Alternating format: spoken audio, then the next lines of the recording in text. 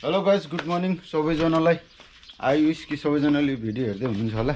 अनि आज चाहिँ हामी यो सन्डेको अनि यसो सौलतिर गएर डिम्याट एकाउन्ट बनाऊँ, यसो नेपाली सेयर नेप्सीमा लगानी गरौँ, हल्का फल्का आइपिओ पर्थ्यो कि लकी ड्र चिट्ठा त पर्दैन, भाग्य लकी त्यतिको लकी छैन, त्यही पनि यसो आइपिओ पर्थ्यो कि भनेर आज डिम्याट एकाउन्ट बनाउन जान लाग्छु। सो गाइस त्यही हो होइन। अनि अब चाहिँ ला यसको यहाँ गियरै चेन्ज हुँदैन भाइ, यार के भएको यो बाइक चलाउन छोडेको धेरै भयो, बिर्स्यो क्या हो केटा हो। गियर चेन्ज हुँदैन त यार। गियर चेन्ज भन्नाले यसको मेन प्रब्लम के भएको छ भने एक्सिलेटर तार एकदमै लुज भएको छ।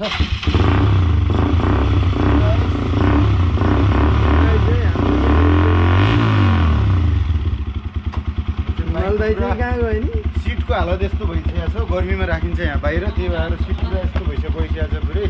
अरू बाइकको कन्डिसन चाहिँ ठिक छ, वान कन्डिसनमा, के भन्नु माया लाग्छ। अब सिट भइसकेको छ त्यो गाइज। अब चाहिँ हामी टक्क लाएर राइडिङको भाइब्स एन्ड भिडियो। हाम्रो हिमाल भाइ हेलो भन्थ्यो केटा ओ कल्याण भाइ, ल छिटाउ।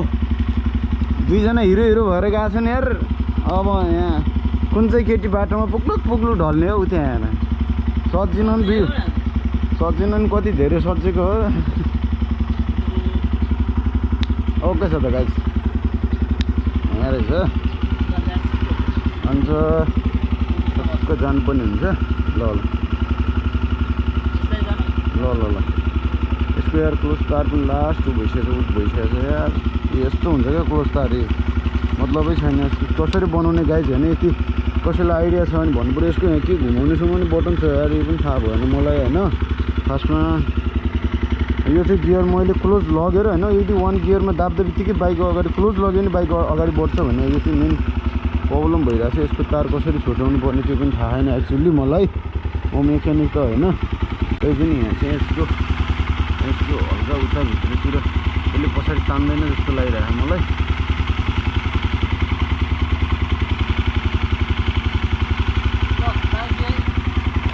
लाग्यो है टोलीहरू। हेलो हाई भनिदिउँ न त अनि यता यहाँ भिडियो रेकर्ड छ युट्युबमा पो हो त यता। 2-4जनाले भए पनि हेर्ने हो नि गाइस। यो हामी चाहिँ तिर्पल लोड यसो गइदिउँ भने कुरा भए। ल बस छैन, क्लोज लग्यो पनि अगाडि बढ्छ होइन सुरेश बाइक। क्लोज लग्दा नि बाइक अगाडि बढ्छ क्या, त्यो क्लोज तार भयो लुज भएर। बाई कुलेहरू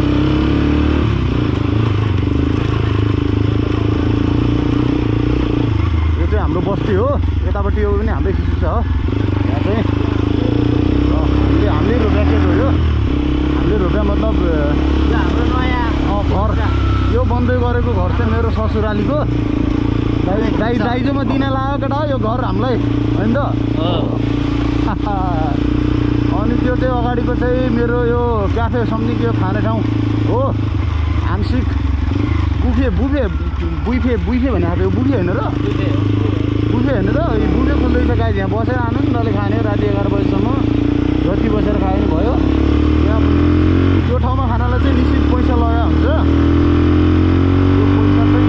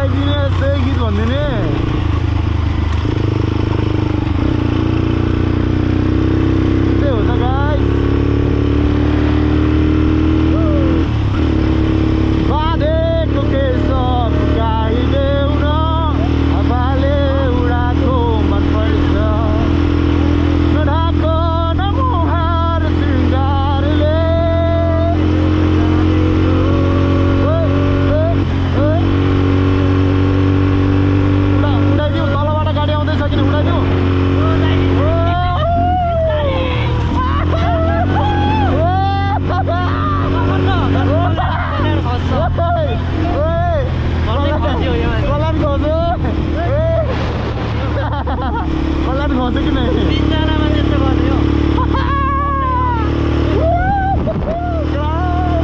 त्यसैलाई त भन्छु चिलहरू क्या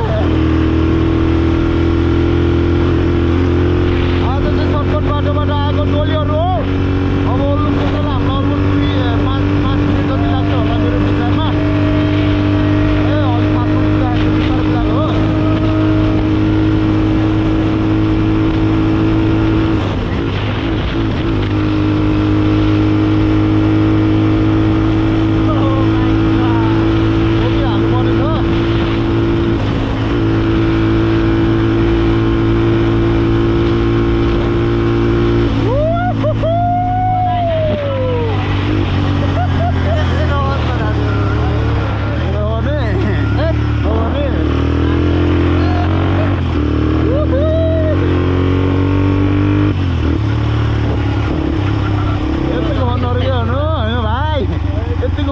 घुम्यो भन्नु त्यति एउटा हाल्छ नछोडौँ त के छ त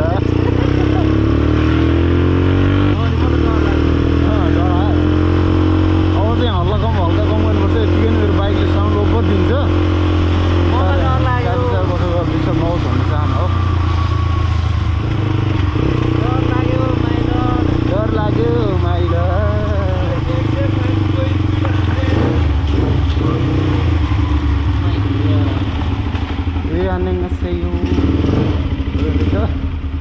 अनि यहाँ गोप्रो त निकाल्नुपर्छ नि त अनि हो र